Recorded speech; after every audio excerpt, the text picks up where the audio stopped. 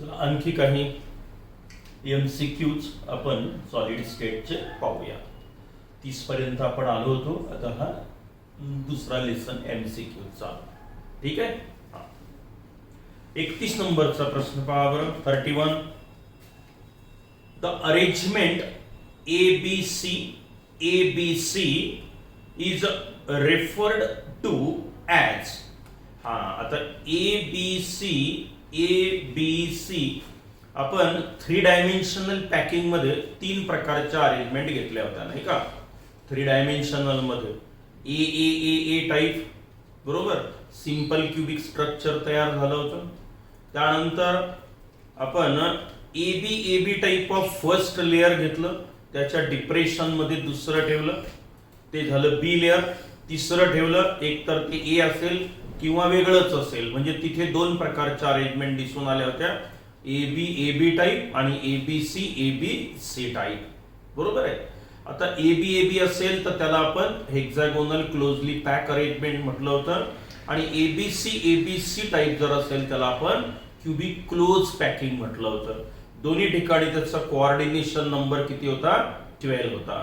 ठीक आहे. आणि ए टाइप जर असेल तर तिथे 6 होता. आता प्रश्न काय विचारला पहा बरं. The arrangement ABC cubic close packing. उत्तर त्याचं मग सांगितलं घेतलेलं आहे आपण. डी उत्तर त्याचं final D. Cubic close packing CCP म्हटलं आपण त्याला.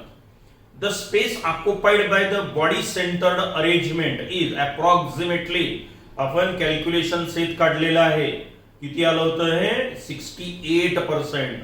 आणि फेस सेंटर्ड क्यूबिक असेल तर 74% बरोबर आहे. Space occupied. आणि जर हे असेल तर सिंपल क्यूबिक असेल तर 52 च्या आसपास चालेल. आता इथे उत्तर काय लिहाल मग तुम्ही? 68%. The maximum percentage of available volume that can be filled in a face-centered cubic system by an atom is 33 नंबरचा प्रश्न. Maximum percentage of available volume that can be filled in a face. जो space मधला volume आहे तो किती occupy केला जातो, किती फिल्ड होतो फेस सेंटर्ड मध्ये? आत्ताच सांगितलं किती? 74%. 34 नंबरचा हे रेडियस रेशो काढून टाकलेला आहे. 35 नंबर पहा. NaCl is an example of sodium chloride ionic solid. 36, 37, 38 काढून टाका. तर रेडियस रेशोवर आहे ते नाहीये तुम्हाला आता. त्याच्यानंतर 39 नंबरचा प्रश्न पहा. The given structure represent. आता इथे पहा त्याने तुम्हाला एक क्रिस्टल दिलेलं आहे. राईट हँड साइडला काय म्हटलं? ब्लॅक डॉट असेल तर कॅटायन, आणि असं असेल शेडेड पोर्शनचा तर एनायन म्हटलं त्यांनी. मग एनायन वरून पहा पहिली रांग डावीकडून उजवीकडे. Anion cation, anion cation. Cation रिकामी जागा आहे, ओपन स्पेस आहे, काहीच नाही दाखवलं तिथे. पुन्हा कॅटायन एनायन, म्हणजे इथे कोण अब्सेंट आहे? एनायन अब्सेंट आहे. सगळ्यात खालची ओळ बघा 1, 2, 3 नंबरवर तिथे काळा रंगाचा टिपका म्हणजे कॅटायन अब्सेंट आहे. मग एक कॅटायन आणि एक एनायन अब्सेंट आहे. याला कोणता डिफेक्ट म्हणतो आपण? Schottky defect. Equal number of positive and negative ion missing from its original site called as a Schottky defect. आणि याच्यामध्ये आता हे पॉझिटिव्ह निगेटिव्ह आयॉन कमी झाले. एक पॉझिटिव्ह एक निगेटिव्ह. न्यूट्रल राहील, बदल नाही. स्टोइचियोमेट्रिक रेशो सेमच राहील, त्यात बदल नाही. बरोबर आहे. डेन्सिटी मात्र आता इथे कमी होत असते. आपल्याला एकच उत्तर द्यायचं आहे, Schottky defect. Which of the following defect is present if which of the following defect if present lower the density of the crystal. हे वरचाच पॉझिटिव्ह निगेटिव्ह आयॉन कमी झाला, व्हॉल्यूम तेवढाच आहे, म्हणजे कोण? Schottky defect. ठीक आहे. 41 number. Sodium chloride shows Schottky defect and AgCl Frenkel defect. एक पॉझिटिव्ह डिफेक्ट दाखव, एक स्कॉटिक डिफेक्ट दाखवतो, AgCl फ्रंकेल डिफेक्ट दाखवतो. स्टोइचियोमेट्रिक रेशो इथं कॉन्स्टंट राहत असतो, त्यामुळे हे न्यूट्रल राहतील. The electrical conductivity is due to. आता हे दोन्ही पदार्थ आयोनिक सॉलिड आहे. आयोनिक सॉलिड मध्ये फ्री इलेक्ट्रॉन नसतात. आणि सॉलिड स्टेटमध्ये ते बॅड कंडक्टर असतात, पण मोल्टन स्टेटमध्ये जर गेले किंवा जर पाण्यात टाकलं तर त्याचे आयॉन तयार होतात आणि आयॉन मात्र काय दाखवतात, कंडक्टिव्हिटी दाखवतात. मग अशा स्वरूपाचं एखादं उत्तर शोधा बरं. Motion of ions and not the motion of electron. Very good, अगदी बरोबर. ए उत्तर बरोबर आहे. मोशन ऑफ इलेक्ट्रॉन नाही, लोअर कोऑर्डिनेशन, हायर हे नाही. एकच उत्तर बरोबर 41 नंबरचं काय, capital A. Ionic solid with Schottky defect contain in their structure. आता आयोनिक सॉलिड मध्ये स्कॉटिक डिफेक्ट आहे, contain equal number of cation and anion vacancies. बरोबर आहे, जेवढे कॅटायन तेवढे एनायन ऑब्सेंट असतात, वॅकन्सीज असतात. ए अगदी बरोबर. Frenkel defect is caused due to. काय होतं फ्रंकेल डिफेक्ट, पॉझिटिव्ह आयॉन त्याचे ओरिजिनल साईट सोडतो आणि त्या इंटरस्टिशियल स्पेस मध्ये जाऊन बसतो, सरकतो त्याच्या मूळ जागेवरून. जिथे ओपन स्पेस असेल तिथे येतो, त्यामुळे डेन्सिटी इनॅक्टिव्ह राहते, बदलत नाही. पदार्थ न्यूट्रलच राहील, कारण कोणी वाढलं नाही कोणी कमी झालं नाही. ठीक आहे, पहा बरं. Frenkel defect, an ion missing नाही, अन एक्स्ट्रा पॉझिटिव्ह नाही, अन एक्स्ट्रा निगेटिव्ह नाही. The shift of positive ion from its normal site, lattice site, to the interstitial site. पहा, ज्या डेफिनेशन घेतल्या त्यानुसार हे बरोबर आहे. इन ऑक्टाहेड्रल होल, 44 नंबर पहा. इन ऑक्टाहेड्रल होल्स म्हणजे open space, wide space. Octahedral किती पार्टिकल मध्ये असतो, 3 खाली 3 वर, म्हणजे किती, 6 पार्टिकल. बरोबर आहे. तर याला ऑक्टाहेड्रल म्हणा किंवा याला बायट्रँग्युलर स्पेस देखील म्हणतात. टेट्राहेड्रल म्हणजे 4 पार्टिकल मधला, 6 पार्टिकल मधला ऑक्टाहेड्रल, याला बायट्रँग्युलर म्हणजे सी उत्तर. त्याचे जर ते डायमेन्शन जोडले तसे त्रिकोण तयार होतील 2, म्हणून त्याला बायट्रँग्युलर स्पेस असं देखील म्हटलं जातं ओपन स्पेसला. त्या 45. Which defect causes decrease in the density of the crystal. Schottky defect. का बरं, पॉझिटिव्ह निगेटिव्ह आयॉन कमी असतात, मास कमी झालं, व्हॉल्यूम जेवढा तेवढाच आहे, म्हणजे डेन्सिटी कमी होईल. स्कॉटिक डिफेक्ट. 46 पहा. In a solid lattice the cation has left a lattice site and is located at an interstitial position. काय म्हणतो याला आपण, फ्रंकेल डिफेक्ट. बरोबर आहे. Which of the following crystal in body centered cubic structure. आता हे नाही सांगता येणार तुम्हाला, कारण याची गरजही नाही तसं पाहिलं तर. यातला बॉडी सेंटर्ड क्युबिक स्ट्रक्चर हा मॅग्नेशियमचा आहे. पहा, मॅग्नेशियम. आणि जो डी आहे तो बदलून दिला मी तुम्हाला मुद्दाम, एफ टाकला तिथे, तर याचं उत्तर सी आहे. मॅग्नेशियम आहे, आपण नोट्स मध्ये घेतला आहे, पण ठीक आहे असू द्या.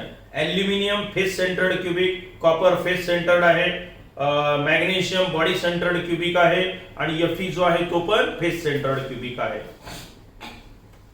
48 पहा. Hexagonal close pack arrangement of ions is describe as. Hexagonal हे 3 डायमेन्शनल पॅकिंग 3 प्रकारचं आहे.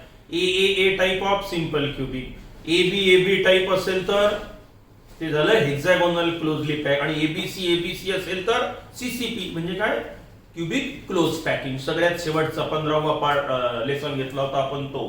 मग हेक्सागोनल कधी, एबी टाइप 3 डायमेन्शनल. 49 पहा. In which of the following substance the carbon atom is arranged in a regular tetrahedral structure.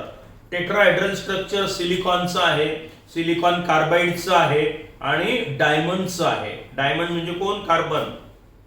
Okay, carbon. ठीक आहे, ए उत्तर बरोबर.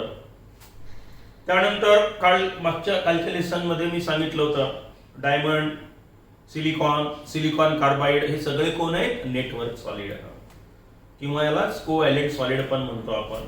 Which of the following is true for diamond. Diamond साठी बरोबर वाक्य कोणतं, एक तर ते कोव्हॅलेंट सॉलिड आहे, नेटवर्क सॉलिड आहे, हार्डेस्ट सबस्टन्स आहे, very high melting point, boiling point आहे. बघा याच्यापैकी काही सापडतं का. Diamond bad conductor of electricity.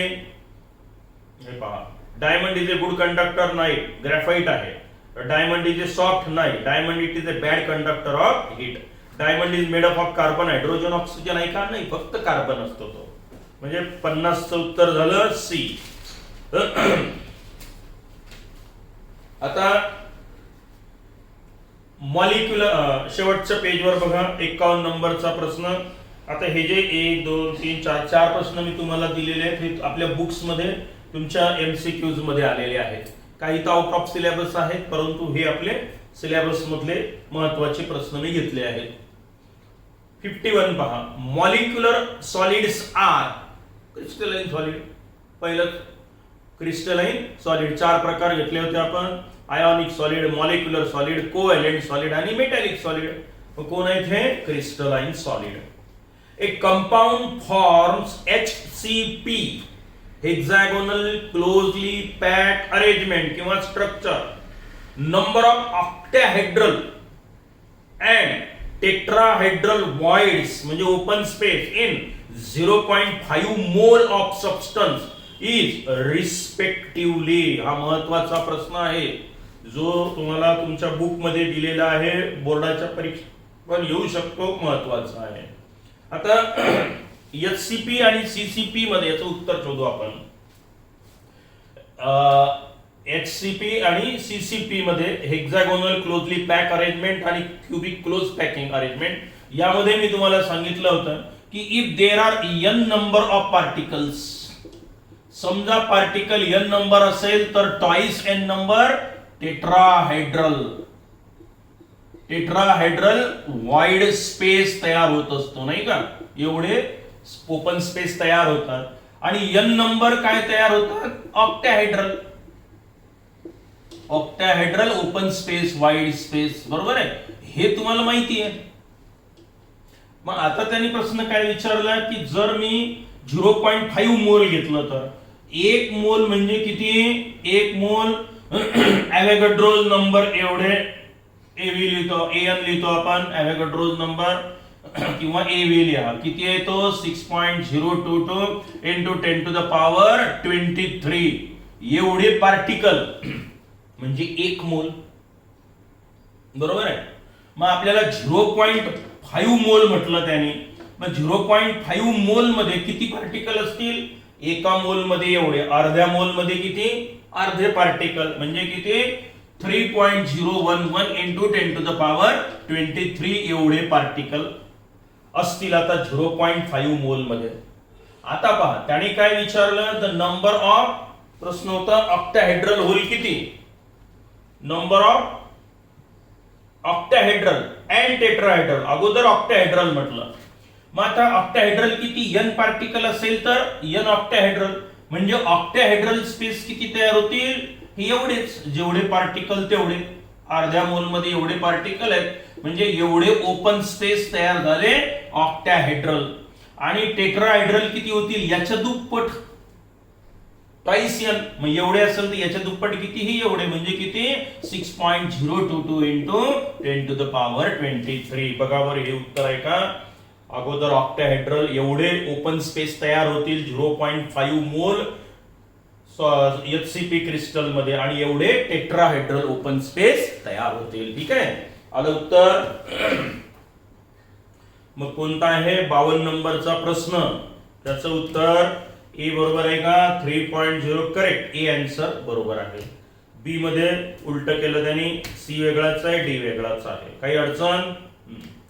आता 53 कडे जाऊया आपण. एक कंपाऊंड मेडअप ऑफ. हा हे दोन्ही प्रश्न पहा खूप चांगले आहेत आणि असे प्रश्न परीक्षेत विचारले जातात.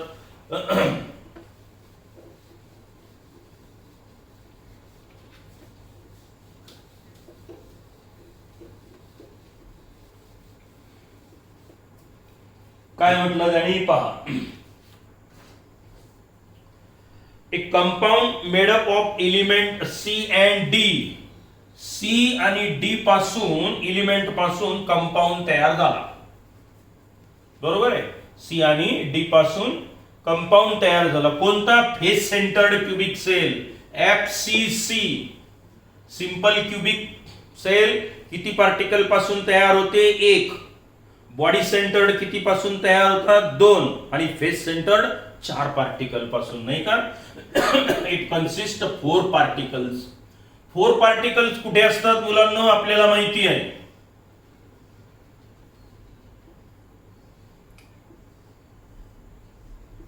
हे पहा,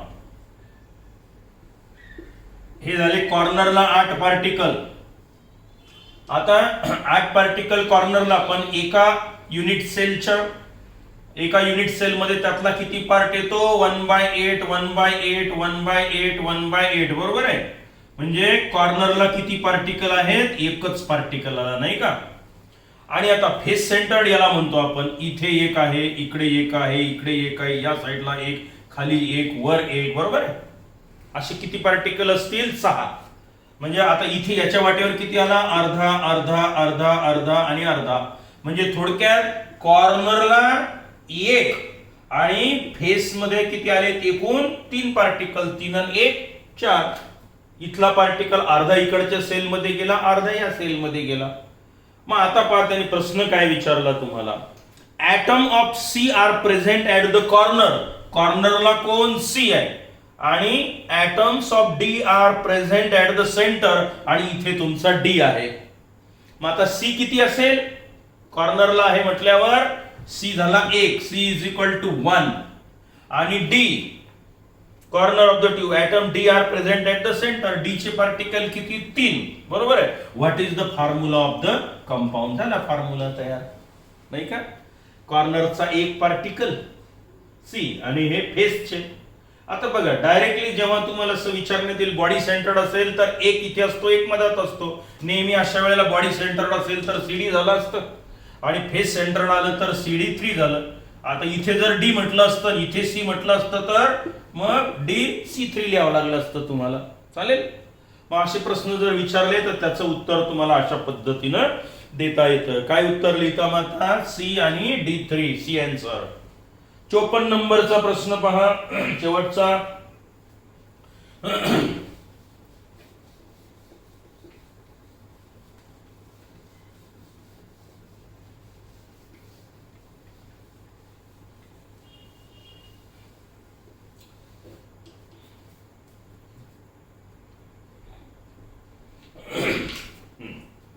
A compound is formed by 2 elements A and B.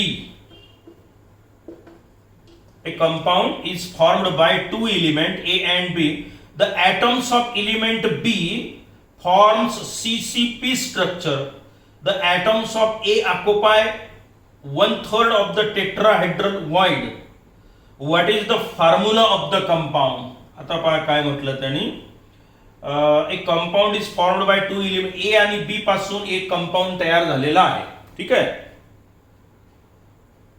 The atoms of element B forms, हा बी म्हणजे हा असला पाहिजे एनायन, हा आहे बी, बरोबर आहे. आता या बी नी काय तयार केलं? अशी अरेंजमेंट तयार केली, बरोबर. हे झाला बी ना, अशी अरेंजमेंट तयार केली तुमची, म्हणजे हा सगळा बी आहे. आणि आता या ओपन स्पेस जो असेल, थोडक्यात या ओपन स्पेस मध्ये काही ठिकाणी कोण आलेला आहे? हा ए आलेला आहे ओपन स्पेस मध्ये, ठीक आहे. असा त्यांनी प्रश्न विचारला.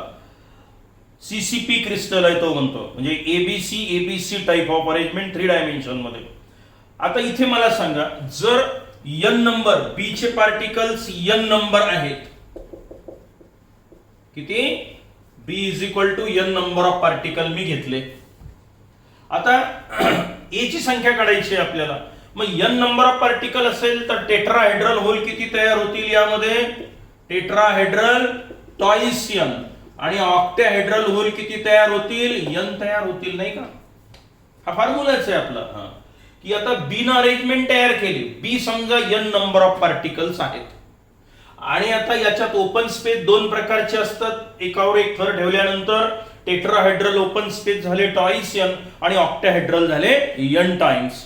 मग आता त्यांनी पुढे एक हिंट दिली, A occupy 1/3 of the tetrahedral wide.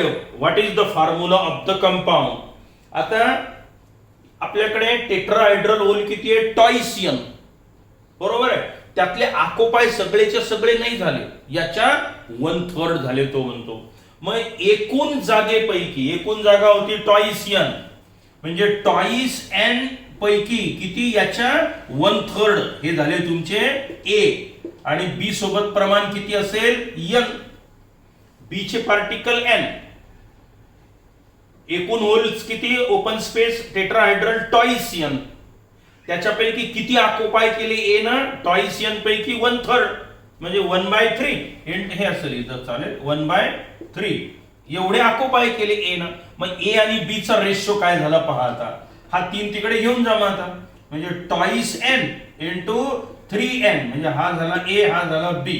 बरोबर आहे. एन एन कॅन्सल करा, म्हणजे ए चे जर 2 असतील तर बी चे किती झाले, 3 ऍटम होतील. हे बी 3n, हे टॉईस एन. तर हा झाला फॉर्म्युला तयार याचा. तर A2B3 टाईप असं त्याचा फॉर्म्युला थोडक्यात राहील तुमचा. पहा बरं उत्तर कुठं आहे, सी आन्सर A2B3 बी उत्तर आहे याचं. तर अशा पद्धतीचे हे प्रश्न आहेत. आणखी बरेचसे प्रश्न, एक मिनिट.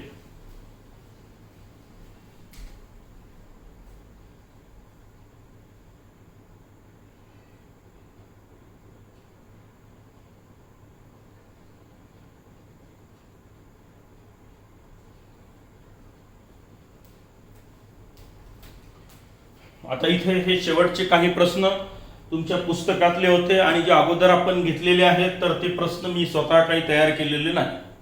ज्याचं क्रेडिट त्याला दिल्या गेलं पाहिजेत म्हणून सांगतो की हे नवनीतचं जे केमिस्ट्री डायजेस्ट आहे यामध्ये तुमचे MCQs दिलेले आहेत, बोर्डाचे प्रश्न दिलेले आहेत, सॉल्व्ह करून दिलेला आहे, प्रॉब्लेम सोडवून दिलेले आहेत, भरपूर दिलेले आहेत.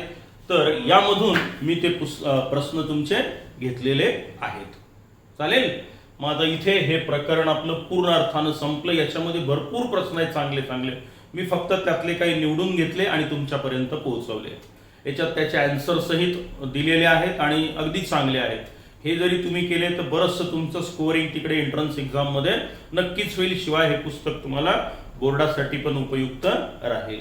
मग हा आता लेसन आणि हे प्रकरण आपलं इथे पूर्ण अर्थानं संपलं. काही प्रॉब्लेम घ्यायचे आहेत तर ते नंतर बघूया. चालेल.